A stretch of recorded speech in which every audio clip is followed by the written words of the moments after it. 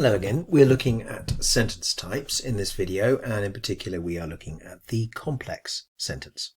Complex sentences have particular ingredients, and one thing we can say for sure is that they must have at least one dependent clause, and of course you will need also to have an independent clause. So at its simplest, a complex sentence would have one independent clause and one dependent clause, but you can find complex sentences with masses of dependent clauses, particularly in older texts, and that's quite a good thing to spot. Let's talk about dependent clauses.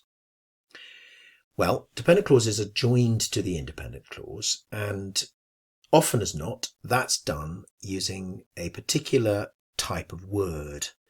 So words like because, although, unless, until, these sorts of words, these all are classified as subordinating conjunctions because they subordinate the clause. They make the clause less important than the independent or main clause.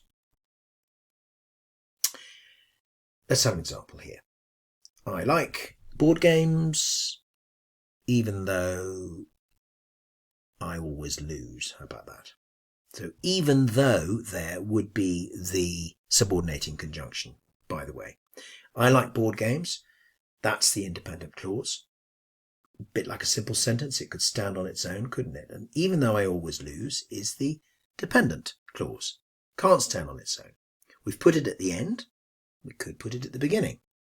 We choose to put it at the end in this particular sentence. That's quite useful to know.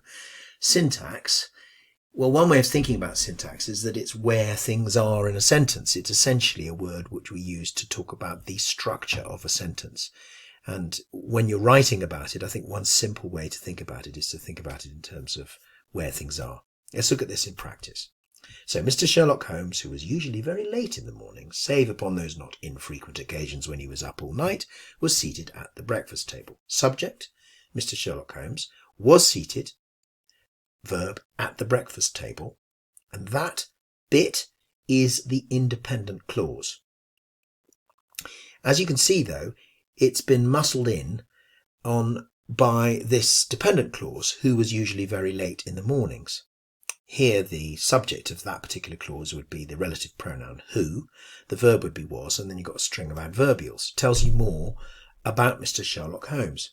And you can see that it's actually been embedded inside the main clause.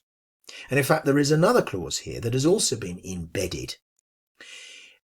These clauses we can actually talk about as having different roles. So the second one that I've talked about here is actually adverbial. It tells you, well, in this case, it tells you when, but it can tell you when, it can tell you where, it can tell you how, it's set up conditions, that type of thing.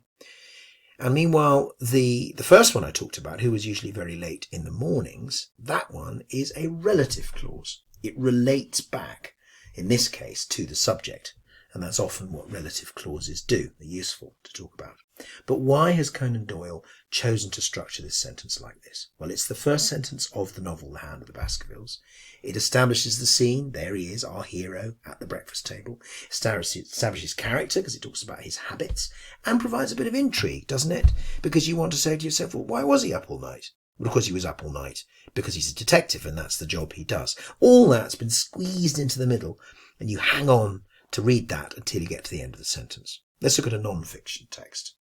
So if I look here in the middle at if you have 2 or 3 minutes, email your MP. Just scrabble out that colon there, make it into a sentence, which is really what it is. And there's one above, there's one below. All of these three are following the same structure. They are called if clauses, or you can call them conditional clauses. They set up a condition for the rest of the sentence.